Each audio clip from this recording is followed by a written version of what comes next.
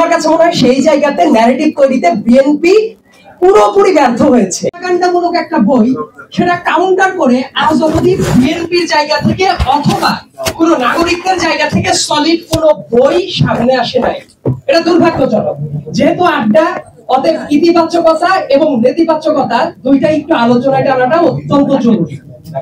তো আমি যেটা বলার চেষ্টা করছি, তাহলে নতুনদের কাছে কি বার্তাটা যাচ্ছে? তারা সবাই কাচের কর্নেল পড়বে এবং ওইটা ধরে ধরে ওই টাইমের কুগুলা যেটা ছিল বা রাজনৈতিক প্রেক্ষাপট যেটা ছিল, একটা প্রপাগান্ডামূলক বই তারা পড়ে পড়ে বড় হচ্ছে। আরেকটা সিগনিফিকেন্ট একটা ঘটনা বাংলাদেশে, যেটা খুবই পপুলার একটা তত্ত্ব হয়ে গেছে, যে আওয়ামী লীগ লাস্টের 3টা ইলেকশনে ব্যাপক কারচুপি করেছে। আমি তো নিজস্ব ভাবে যেটা বলতাম, 2014 সালের অর্ধেকের বেশি বিনা ভোটের এমপি ছিল, 2018 সালের তাহাজ্জুদ ওয়াক্তের এমপি ছিল, 2024 সালের ডামি এমপি ছিল আওয়ামী লীগের।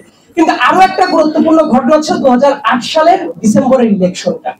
সেটাও খুবই সূক্ষ্মভাবে ইঞ্জিনিয়ারিং ইলেকশন ছিল এবং এইটাও যখন পড়ার জন্য কিন্তু বাংলাদেশের কোন টেক্সট খুব একটা বর্ণনাটা পাওয়া যায় না। প্রণব মুখার্জির একটা বই আছে কোয়ালিশন ইয়ার্স।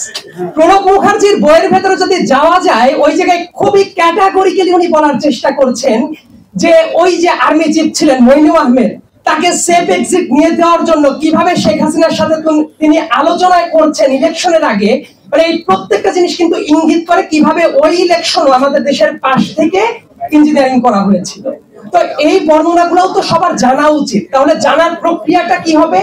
যত এইগুলোর পর বই লেখা হবে, টেক্সট তৈরি করা হবে, লিটারেচার তৈরি করা হবে, মানুষ তত জানবে। এমনকি অনেক ভালো ভালো উদ্যোগ, যেটা বিএনপির শুধু দল হিসেবে না, দেশের অংশ হিসেবে প্রচার করার দরকার ছিল, আমার কাছে মনে হয়েছে সেই জায়গাতে সিরিয়াস লেভেলের ঘাটতি আছে। আওয়ামী লীগ কেন এতগুলো দিন স্বৈরাচারী রেজিম চালাতে পেরেছে?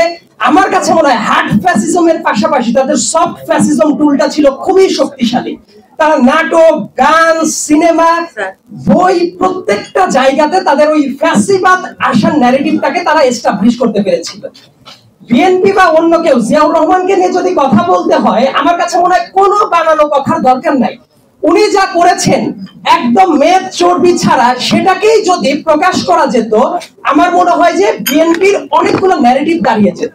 কারণ সামনের দিনের বাংলাদেশ, আমি আমার ছোট মাথা দিয়ে যেটা বুঝি, এটা ন্যারেটিভের রাজনীতি হবে।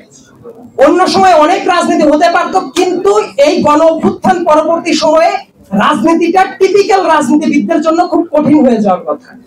সেই জায়গায় ন্যারেটিভ বিল্ড যদি করতে হয়, সব ন্যারেটিভের দিকে নজর দেওয়া উচিত। কিন্তু দুর্ভাগ্যজনক ভাবে আমার কাছে মনে হয়েছে জিয়াউর রহমানের যে লিগ্যাসি, খালেদা জিয়ার যে লিগ্যাসি, সেই ব্যাপারটাকে সব ন্যারেটিভ প্রতিষ্ঠা করার ক্ষেত্রে খুব একটা উদ্যোগ নিতে দেখা যায় নাই। আরেকটা গুরুত্বপূর্ণ ব্যাপার, আমি যেহেতু ক্যাডেট কলেজে ছিলাম, ব্যক্তিগতভাবে আমার একটা ছোট্ট ঋণ আছে। এই গল্পটা অনেকেই জানেন কিনা জানি না। ক্যাডেট কলেজে ছাত্র রাজনীতি ঢোকানোর জন্য তোফায়েল আহমেদ যখন চেষ্টা চালাচ্ছিলেন, ফৌজদারহাট ক্যাডেট কলেজে গিয়ে খুব বাজেভাবে প্রত্যাখ্যাত হলেন। হওয়ার পরে উনি শেখ মুজিবের কাছে এসে ক্যাডেট কলেজ বন্ধ করে দেওয়ার উদ্যোগটা নিয়েছিলেন এবং শেষ মুহূর্ত পর্যন্ত কিপ ক্যাডেট কলেজ ক্যাম্পেইন নামে একটা ক্যাম্পেইন চালানো হয় এবং তারা জিয়াউর রহমানের হাত ধরে শেষ পর্যন্ত এমএসি ওসমানীর হাত ধরে ক্যাডেট কলেজ ক্যাম্পেইনটা টিকে যায়। যদি না হতো তাহলে ক্যাডেট কলেজও থাকতো না, আমি নিজেও ক্যাডেট কলেজের একজন ক্যাডেট হতে পারতাম না। কিন্তু এই ন্যারেটিভটা কোনো টেক্সট বই নাই। এমনকি আমাদের ন্যারেটিভ প্রচার করার যে জায়গাটা, দেখবেন খাল খনন কর্মসূচি নিয়ে এত এত এত বাজে প্রপাগান্ডা থাকে। বাংলাদেশ হলো এমন একটা দেশ যে দেশ ক্ষণে ক্ষণে ডুবে যায়। এন্টার মনসুন সিজনে বাংলাদেশ অনেক জায়গা আছে 2-3 বার করে ডুবে যায়। তাহলে বাংলাদেশের খাল খনন কর্মসূচিটা জিওগ্রাফিক্যালি কতটা গুরুত্বপূর্ণ ছিল, এটার পর কি কোনো টেক্সট আছে? এটার পর কোনো টেক্সট নাই। আনকম্প্রোমাইজিং লিডার হিসেবে খালেদা জিয়াকে শুধু স্লোগানে রাখা হয়েছে। আমার কাছে মনে হয় বাংলাদেশের শুধু ওই আনকম্প্রোমাইজিং জায়গাটা স্লোগানে না, এটা বইয়ের ভেতরে বর্ণনাটা কই? এই জেনারেশনের পরবর্তী জেনারেশন যারা আসবে, তারা তো বই পড়বে, লিটারেচার দেখবে। আমার কাছে মনে হয় সেই জায়গাতে ন্যারেটিভ তৈরিতে বিএনপি পুরোপুরি ব্যর্থ হয়েছে। এইটাই যদি অন্য কোনো দলের হতো, তারা বানিয়ে বানিয়ে যে লিটারেচারটা তৈরি করে, সেই জায়গাটা দেখা যেত যে তাদের একটা রাজনৈতিক ফাউন্ডেশন হয়ে যায়। আরেকটা জিনিস যেটা আমার কাছে মনে হয়েছে, যে শুধুমাত্র বেগম খালেদা জিয়া, জিয়াউর রহমান দিয়ে কথা না। 2007 সালে 111 যখন চলে, নিউজ পেপার গুলো কোন এজেন্সির মানে চিরকুট ধরে ধরে যে নিউজগুলো করতো সেই ন্যারেটিভ কিন্তু এখনো তরুণদের ভেতরে আছে। যখনই কোনো কথাবার্তা হয় তারা ওইটাকে টান দেয় যে ওই আমলেতে এইটা হয়েছিল। কিন্তু বাংলাদেশের ইংলিশ নিউজ পেপারের একজন প্রসিদ্ধ এডিটর যিনি আছেন, উনি কিন্তু পরবর্তীতে পাবলিক ফোরামে ডিসকাশনের টাইমে উনি কিন্তু ভুল স্বীকার করেছেন।